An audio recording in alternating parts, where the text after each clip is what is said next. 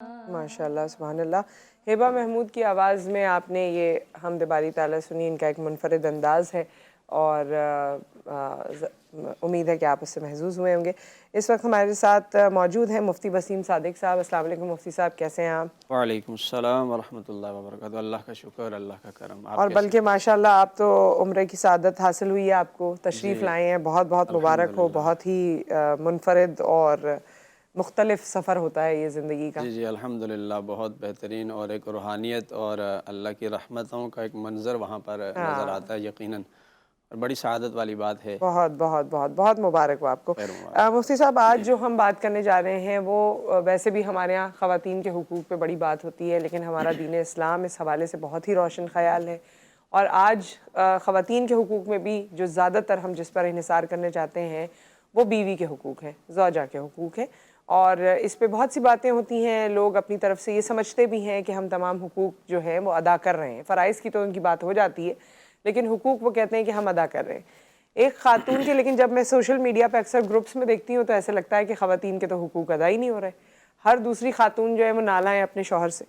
सो ज़रा आज आप हमें बताइए, बयान फरमाइए कि एक ख़ातून के बहैसियत बीवी क्या क्या हुकूक़ हैं? अऊज़ु बिल्लाहि मिनश शैतानिर रजीम, बिस्मिल्लाहिर रहमानिर रहीम। पहले तो बहुत शुक्रिया आपका, और बहुत अच्छे उन्वान का आपने इंतख़ाब किया, और तकरीबन हर घर की ज़रूरत, और इसको बहुत डिटेल में मियाँ और बीवी दोनों को ही समझना चाहिए जी कि उन पर अल्लाह ताला ने क्या हुकूक़ और ज़िम्मेदारियाँ आयद की हैं। बुनियादी तौर पर तो देखिए, ये बात है कि दीन इस्लाम ने तकरीबन तमाम शोबाए ज़िंदगी से मुताल्लिक़ हमें कुछ क़वानीन और उसूल ज़ाब्ते दिए हैं। जिस तरह तमाम शोबाजात से मुताल्लिक़ दिए, तो अज़दवाजी ज़िंदगी से मुताल्लिक़ भी दिए हैं। उस हवाले से भी हमारी रहनुमाई की है, कुछ क़वानीन दिए। ख़राबी कहाँ होती है? जब हम ख़ुद साख्ता कुछ क़वानीन वज़ा कर लेते हैं, या फिर मैं यूँ कहूँ कि शरीयत से जब हम गाफ़िल रहते हैं, तो फिर यही रिश्ता अज़दवाज, जिसको कुरान ने बाइस तस्कीन करार दिया है और रहमत और मवद्दत का एक ज़रिया करार दिया, ये हमारे लिए मसाइब और मुश्किलात का जी ज़रिया बन जाता है। लेकिन निकाह जो है एक ऐसा ज़ाब्ता है जिससे मियाँ और बीवी के दरमियान मोहब्बत का एक मज़बूत रिश्ता कायम होता है, और अल्लाह ताला ने इसको अपनी नेमतों के तौर पर ज़िक्र फरमाया। कुरान में इरशाद रब्बानी है, वमिन आयातिही अन खलक़ लकुम मिन अनफुसिकुम अज़वाजा। फरमाया कि ये अल्लाह की निशानियों में से है कि उसने तुम्हारे लिए एक बीवी को पैदा किया है, लितस्कुनू, ताकि तुम उसके ज़रिए सुकून हासिल करो। तो मियाँ बीवी का जो रिश्ता है वो मोहब्बत, हमदर्दी और मवद्दत पर कायम है, और अगर हम शरीयत के मुताबिक ज़िंदगी गुजारने के लिए उन क़वानीन को फ़ॉलो करें, तो यकीनन हमारा जो घर है जी वो हमारे लिए बाइस रहमत होगा, और रिश्ता ठीक। अज़दवाज भी हमारे लिए बहुत तस्कीन का एक ज़रिया बन जाएगा।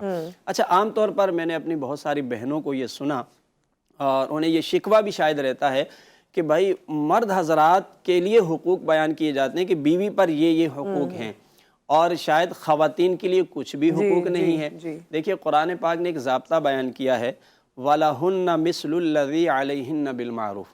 फरमाया कि उन जो ख़वातीन हैं, उन ख़वातीन के लिए भी शोहरों पर वही हुकूक हैं।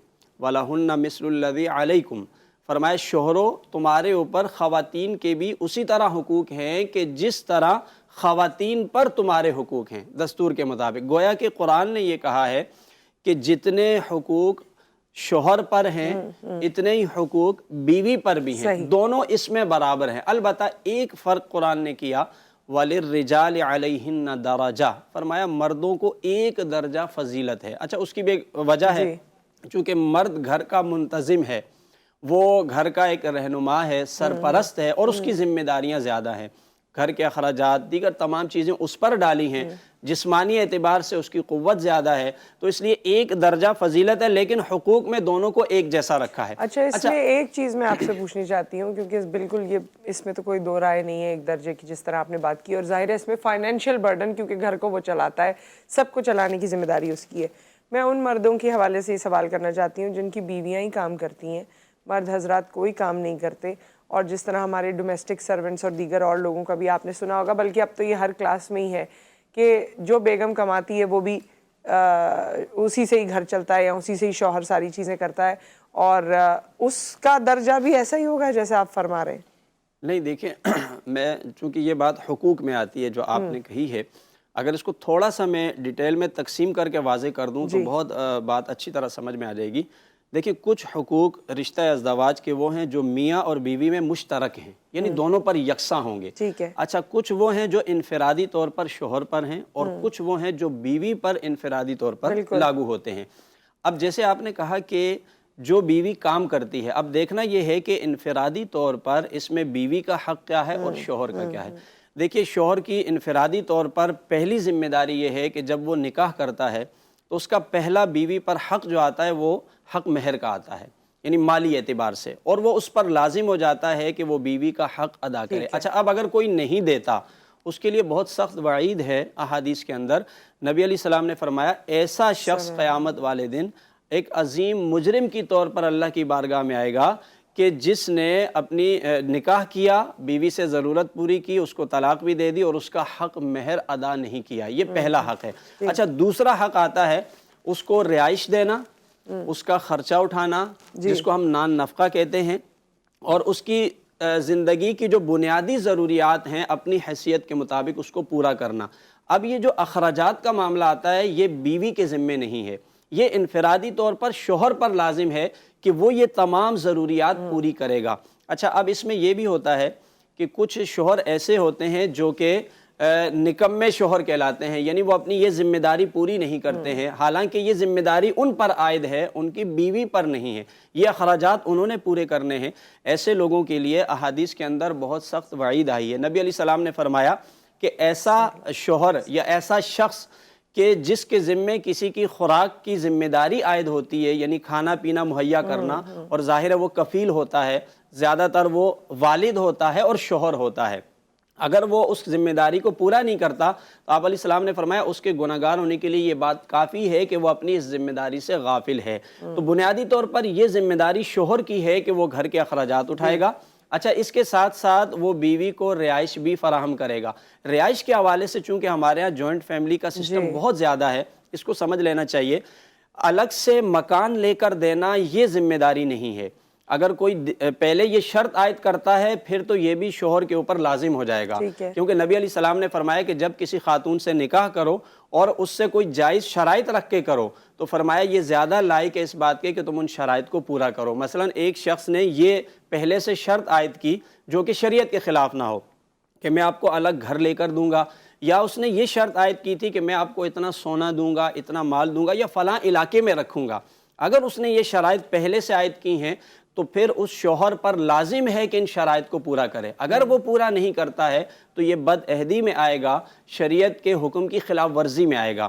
لیکن جہاں جوائنٹ فیملی کا سسٹم ہوتا ہے اور کوئی شرط بھی عائد نہیں کی ہے، وہاں پر شریعت کا حکم یہ ہے کہ وہ وہاں پر اپنی بیوی کو اس گھر کے اندر ایک الگ ایسا کمرہ، اس کے ساتھ کچن، واش روم، جو بنیادی ضرورت ہے وہاں پر فراہم کرے۔ کیونکہ عام طور پر یہ بھی دیکھا گیا ہے جوائنٹ فیملی کی جو خرابیاں ہیں اس میں یہ بھی ہوتا ہے کہ بیوی کو کوئی بھی حصہ مختص نہیں کیا جاتا۔ جب کوئی لڑائی جھگڑے کی بات آ جاتی ہے اس کی توہین ہوتی رہتی ہے، بار بار اس گھر سے اس کو نکالا جاتا ہے، تو یہ شوہر کی ذمہ داری ہے، یہ والد کی بھی اس کی نہیں ہے کہ شوہر یہ سمجھے کہ میرے والد نے شادی کروائی تو شاید ان کی ذمہ داری ہے، بلکہ شوہر کی ذمہ داری ہے کہ وہ گھر میں الگ ایک مخصوص کمرہ یا جتنی اس کی گنجائش ہے وہ جگہ بیوی کو فراہم کرے گا، اور جہاں وہ اکیلی رہ سکتی ہو، کوئی اسے ڈسٹرب نہ کرتا ہو۔ یہ بھی شوہر کی ذمہ داریوں میں سے آتا ہے۔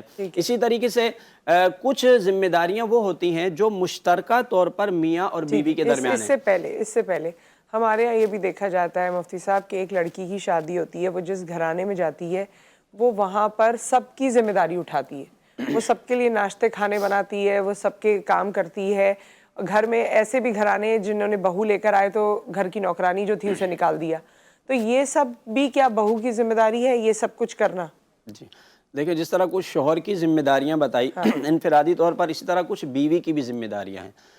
بیوی کی سب سے پہلی ذمہ داری یہ ہے کہ وہ اپنے شوہر کی اطاعت کرے گی۔ اچھا اطاعت کا لفظ جہاں بھی آتا ہے اس سے مراد ہے کہ شریعت کی کوئی خلاف ورزی نہ ہو۔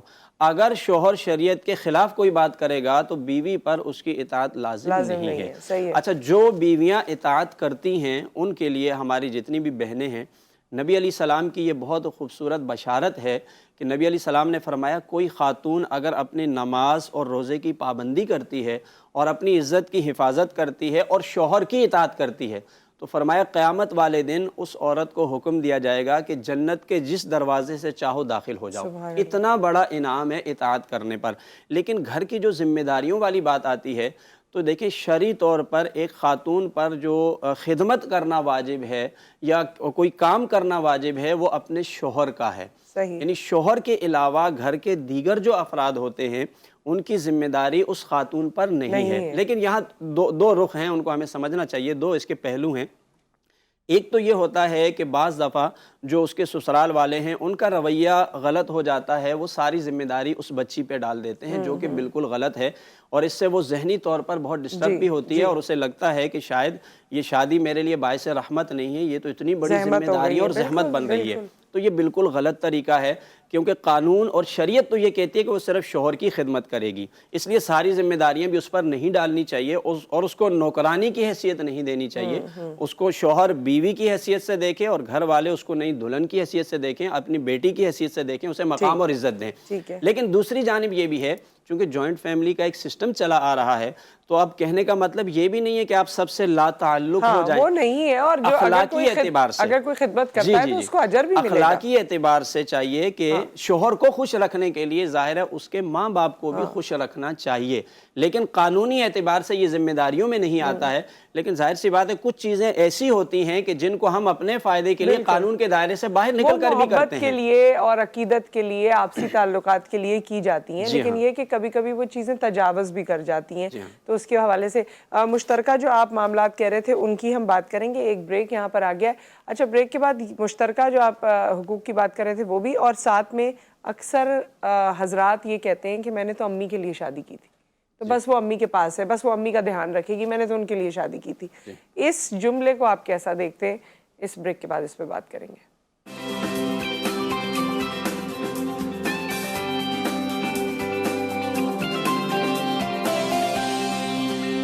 ویلکم بیک، اور مفتی وسیم صادق صاحب ہمارے ساتھ موجود ہیں اور ہبہ محمود ہمارے ساتھ موجود ہیں۔ ہبہ سے ہم نعت سنیں گے کچھ دیر بعد۔ مفتی صاحب، جو ہم بات کر رہے تھے، جس پوائنٹ سے بریک پہ گئے تھے، ایک تو یہ کہ یوزلی جو مرد حضرات یہ کہتے ہیں کہ میں نے تو والدہ کے لیے شادی کی تھی تاکہ ان کی دیکھ بھال ہو سکے، ان کا وہ سب کچھ ہو سکے، تو اس جملے کو آپ کیسے دیکھتے ہیں؟ کیونکہ اس میں عموماً میں یہ بھی دیکھتی ہوں کہ کئی بار لوگ کہتے ہیں کہ تو میری والدہ کی پسند ہے، چلیں والدہ کی پسند ہے، اس میں کوئی مذائقہ نہیں ہے، لیکن پھر کچھ عرصے بعد اس بات کا بھی اظہار کر دیتے ہیں کہ یہ والدہ کی پسند ہے تو میری تو یعنی اس میں کوئی خاص پسند تھی نہیں، میرا تو یہ تھا کہ والدہ میرا فوکس تھی۔ تو یہ جو طریقہ کار ہے شادی کا، اس کو آپ کیسے دیکھتے ہیں؟ دیکھیں، ہمارا معاشرہ جو ہے وہ، یا ہماری جو روایات ہیں اس میں یہ چیزیں تو پائی جاتی ہیں کہ شادی میں بہت سارے لوگ بھی انوالو ہوتے ہیں اور بہت سے چیزیں بھی ہوتی ہیں کہ جس کی وجہ سے لوگ شادی کر رہے ہوتے ہیں۔ جیسے ابھی آپ نے یہ جملہ کہا کہ میں نے والدہ کے لیے کی ہے، یا یہ والا جملہ کہ بھائی والدہ کی پسند سے کی ہے۔ بات یہ نہیں ہو رہی ہے کہ آپ نے والدہ کی پسند سے شادی کر لی، کسی اور کی پسند سے شادی کر لی۔ بات یہ ہو رہی ہے کہ جب آپ نے ایک عقد کر لیا، نکاح کر لیا، تو اب قانونی اور شرعی طور پر آپ پر جو ذمہ داری عائد ہوتی ہے، کیا وہ آپ نے پوری کی ہے یا نہیں کی ہے؟ وہ کرنی ہی ہے، وہ کرنی ہے، چاہے آپ کسی بھی سبب سے آپ کی شادی ہو جائے۔ صحیح۔ ہاں، اس کی وجہ کوئی بھی بنتی ہو، لیکن چونکہ نکاح آپ کر رہے ہیں اور شریعت مطہرہ نے نکاح کے بعد ایک دوسرے کے حقوق جو لازم کیے ہیں وہ پورے کرنا آپ پر ضروری ہے۔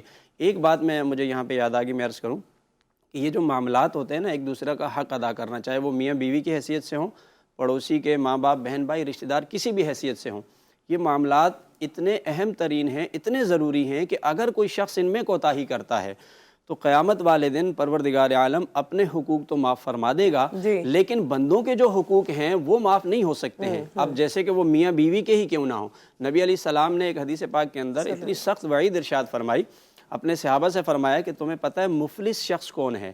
صحابہ نے عرض کی ہم مفلس اس کو سمجھتے ہیں کہ جو بالکل کنگال ہو جائے، جس کا سب کچھ سرمایہ ختم ہو جائے۔ نبی علیہ السلام نے فرمایا وہ شخص مفلس ہے جب قیامت والے دن آئے گا، اس کے پاس بہت ساری نیکیاں ہوں گی، لیکن اس نے لوگوں کے معاملات اور حقوق ادا نہیں کیے ہوں گے، تو وہ لوگ اپنے حقوق لینے آ جائیں گے تو سب کو بدلے میں اس کی نیکیاں دے دی جائیں گی، یہاں تک کہ اس کی نیکیاں ختم ہو جائیں گی اور اس کو جہنم میں بھیج دیا جائے گا۔ فرمایا یہ شخص مفلس ترین ہے کہ وہاں نیکیوں کا سارا سرمایہ اس کا ختم ہو جائے گا۔ تو اس لیے جو حقوق لازم ہوتے ہیں ان کو پورا کرنا بہت ضروری ہے. ان سے اگر آپ پیچھے ہٹیں گے اور اپنی ذمہ داری پوری نہیں کریں گے تو دنیا میں بھی مسائل کا شکار آپ رہیں گے. ظاہر ایک دوسرے سے نفرتیں بڑھتی ہیں اور عداوتیں بڑھتی ہیں اور اللہ کی بارگاہ میں بھی مجرم بن جائیں گے. اچھا، میں یہاں پر یہ عرض کر رہا تھا آپ کے سوال سے پہلے کہ میاں بیوی پر کچھ مشترکہ حقوق شریعت نے لازم کیے ہیں. کچھ تو انفرادی تھے، جیسے بیوی کی یہ ذمہ داریاں ہیں، شوہر کی یہ ذمہ داریاں ہیں. کچھ چیزیں وہ ہیں جو دونوں پر ہی لازم ہوتی ہیں. ان میں سب سے پہلی اور بنیادی چیز یہ ہے، وہ ہے اطاعت الہی. مطلب کہنے کا یہ ہے کہ میاں اور بیوی جب اس رشتے میں منسلک ہوتے ہیں تو اسلام کی نظر میں اس کی بنیاد دینداری ہوتی ہے. کیونکہ نبی علیہ السلام نے یہ فرمایا کہ جب تمہارے پاس کسی دیندار شخص کا رشتہ آ جائے جس کا اخلاق اچھا ہو تو اس کو انکار نہیں کرو، اس کو رشتہ دے دو ورنہ فساد ہوگا. اور اسی طرح خواتین کے حوالے سے یہ فرمایا کہ کسی خاتون سے نکاح اس کی دینداری کی بنیاد پر کرو. چونکہ اس کی بنیاد یہ ہے، اس لیے اب میاں بیوی دونوں پر لازم ہے کہ وہ اللہ کی اور اس کے رسول کی اطاعت میں ایک دوسرے کے معاون ہوں گے. یعنی ایک دوسرے کے لیے رکاوٹ نہیں بنیں گے، بلکہ جہاں بھی شرعی معاملات آئیں گے، دین کے معاملات آئیں گے تو ایک دوسرے کی مددگار بن جائیں گے.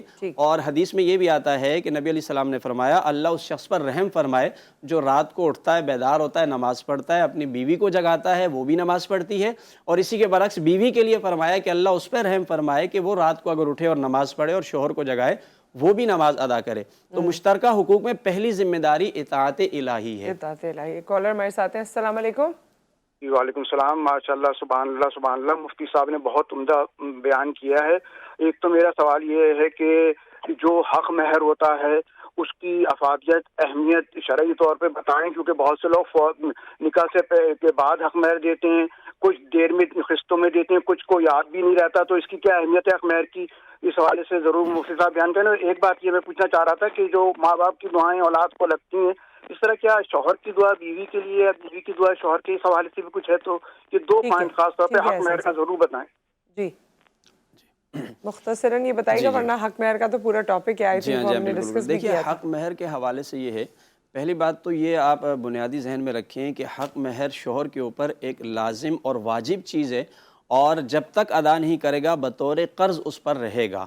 اچھا، ادائیگی کی صورت کیا ہے؟ وہ دونوں فریقین جو بھی طے کر لیتے ہیں وہ شرعی طور پہ جائز ہے. اگر کسی نے یہ طے کیا تھا کہ ہم رخصتی سے پہلے دیں گے تو پھر پہلے دینا لازم ہے. اگر کسی نے یہ کہا تھا کہ رخصتی کے بعد دیں گے تو وہ بعد میں دیں گے. اگر کسی نے یہ کہا تھا کہ اس کا کوئی ٹائم پیریڈ نہیں ہے، جب آپ طلب کریں گے دے دیں گے، لیکن دینا ہے جو بھی فریقین آپس میں طے کریں گے. اور شریعت نے اس کو لازم حق قرار دیا. اس کی وعید میں نے ابھی تھوڑی دیر پہلے ذکر بھی کر دیا، جو نہیں دیتے وہ بہت زیادہ گناہگار ہوتے ہیں. اور دوسرا انہوں نے کہا کہ دعا کے حوالے سے دیکھیے، دعا الگ الگ اس کی حیثیت ہے. جس کا جتنا رتبہ اور مقام ہوتا ہے، جس کے اندر جتنی صالحیت موجود ہوتی ہے، اس کے حساب سے دعا قبول ہوتی ہے. ماں باپ کی دعا ضرور اولاد کے حق میں ہوتی ہے. اسی طریقے سے نیک صالحین کی دعا قبول ہوتی ہے. میاں اور بیوی یا عام مسلمان، ان کے بارے میں بھی یہ ضابطہ ہے کہ جب کوئی ایک شخص پیٹھ پیچھے دوسرے کے لیے دعا کرتا ہے تو اللہ تعالیٰ ایک فرشتہ بھیجتا ہے. وہ فرشتہ آ کر اس مومن کے پاس کھڑا ہو جاتا ہے اور وہ دعا کرتا ہے.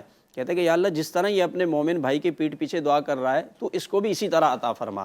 تو یعنی آپ کا اخلاص ہے، جو آپ کسی کے لیے بھی دعا کریں گے اور حق پر ہیں تو یقیناً آپ کی دعا قبول ہوگی. ٹھیک ہے. اچھا، مشترکہ معاملات مزید آپ بتانے والے ہوں گے، لیکن ایک بریک یہاں پر آ گیا. بریک کے بعد واپس آتے ہیں. اچھا، کالر ہیں. السلام علیکم. السلام علیکم. جی انیلا، السلام علیکم.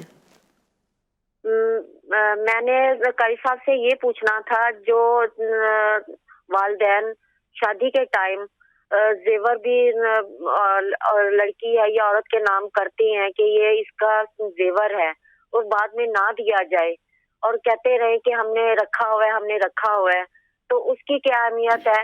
اور وہ سسرال والے رکھ لیں، انہوں نے سسرال والے رکھ لیں اور کہیں کہ رکھا ہوا ہے. اچھا، ہاں جی، اور بعد میں بیچ دیا جائے تو کہہ دیتے ہیں کہ اچھا آپ کو مل جائے گا، اور والدین کی ڈیتھ ہو جاتی ہے تو اس کی کیا ہے؟ اس ٹائم میں اس کنڈیشن سے گزری ہوں، لیکن میرے پاس اس ٹائم کچھ بھی نہیں ہے. شوہر بھی کچھ نہیں کرتا. والدین نے کہا تھا کہ ہم اسے کام پہ لگوائیں گے، کام پہ لگوائیں گے. 24 سال گزر گئے ہیں، میں خود کمپرومائز کر رہی ہوں اس کے ساتھ. لیکن اس ٹائم میں بالکل خالی ہاتھ بیٹھی ہوئی ہوں. میرے ہاتھ میں کچھ بھی نہیں ہے. بیٹی ہوئی تھی، بیٹی کی ڈیتھ ہوئی، اس کے بعد کچھ بھی نہیں ہے میرے پاس. اب میں خود بہت پریشان ہوں. والدین بھی بہت ہو گئی ہے ان کے، تو اس کی کیا اہمیت ہے؟ ایک بریک آ گیا ہے یہاں پر انیلا صاحبہ، اس کے بعد واپس آتے ہیں تو اس پہ بات کرتے ہیں. اس میں اور بھی چیزیں، کبھی کبھی جائیداد کا کوئی حصہ ملتا ہے تو خاتون سے وہ لے لیا جاتا ہے کہ ہم اپنا کام شروع کریں گے، یہ کریں گے، وہ کریں گے. بہت سارے اور معاملات بھی ہیں. بہت اچھا سوال ہے آپ کا. آن ایئر ہم اس پہ بات کرتے ہیں آفٹر دا بریک.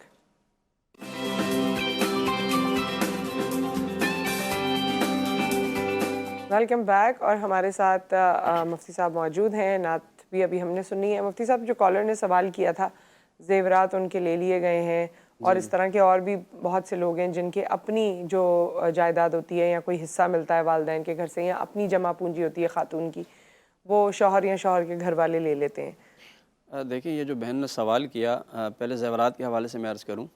عام طور پر یہ صورتحال اس وقت پیش آتی ہے کہ جب شادی کے دوران زیورات دیے جاتے ہیں تو اس بات کو واضح نہیں کیا جاتا کہ یہ کس کی ملکیت میں ہے. یعنی یہ اسی وقت واضح کر دینا چاہیے کہ یہ جو زیورات ہم دے رہے ہیں یہ بچی ہی کی ملکیت میں ہے اور ہم نے اسی کو دے دیے ہیں. بعض دفعہ ایسا ہوتا ہے وہ بولتے ہیں ہم نے تو صرف شادی میں پہننے کے لیے دیے تھے، تو پھر بعد میں جھگڑا ہوتا ہے. تو دونوں فریقین کو چاہیے کہ جب ان کا نکاح وغیرہ ہوتا ہے اس سے پہلے زیورات کا معاملہ یا جائیداد کا ساری چیزیں واضح کر دیں کہ کون سی چیز کس کی ملکیت میں ہے.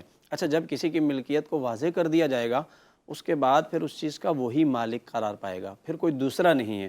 فار ایگزامپل، جس طرح یہ بہن نے کہا کہ ان کو زیورات دے دیے گئے تھے، ان کی ملکیت میں تھے، تو اب نہ تو شوہر کو اس بات کا اختیار تھا کہ وہ زیورات ان سے لے، نہ ان کے سسرال والوں کو تھا، ان کی رضامندی کے بغیر. ہاں، اگر یہ خود رضامند ہیں، اپنی چیز دینا چاہتی ہیں، یا بعض دفعہ ایسا بھی ہوتا ہے کہ کوئی نیک خاتون یہ چاہتی ہیں کہ میں شوہر کی مدد کروں، وہ اپنے زیورات یا جو بھی اس کے پاس مالی وسائل ہوتے ہیں وہ اس کے کاروبار میں لگا دیتی ہے. اگر مکمل طور پر اسی کو دے کے لگاتی ہے تو تب بھی ٹھیک ہے، لیکن اپنا حصہ رکھ کے لگاتی ہے تو وہ انہی شرائط کے مطابق ہوگا. جہاں تک تعلق جائیداد کا ہے، بہت سارے لوگ حق مہر میں جائیداد لکھ دیتے ہیں لیکن بعد میں ایسا ہوتا ہے کہ وہ اس کو ادا ہی نہیں کرتے ہیں. تو یہ بھی ان پر ایک قرض ہے اور ان پر لازم ہے کہ وہ ادا کریں. اگر کوئی شخص کسی کی ایک بالش زمین بھی قبضہ کرتا ہے، یہ قبضے میں آ جائے گا. اگر خاتون کی رضامندی نہیں اور اس کی جائیداد آپ نے لے لی ہے تو یہ قبضے میں شمار ہوتا ہے. اور حدیث پاک میں آتا ہے کہ ایک بالش زمین اگر کسی نے قبضہ کر لی کسی کی تو قیامت والے دن 7 زمینوں تک اس کا بوجھ اس کے کندھوں پر ڈال دیا جائے گا، توق بنا کر. تو اتنی سخت وعید ہے. تو اس لیے کسی کی بھی کوئی چیز اس طرح ہتھیا لینا یہ اخلاقی طور پر بھی اچھا نہیں ہے اور قانونی اور شرعی طور پر تو بالکل اس کے خلاف ہے. سو ود دیٹ بہت بہت شکریہ مفتی صاحب آپ کی تشریف آوری کا. اور جاتے جاتے نعت ہم ہبا سے سنیں گے. جی ہبا، آپ نے خیال رکھیے، دعاؤں میں یاد رکھیے.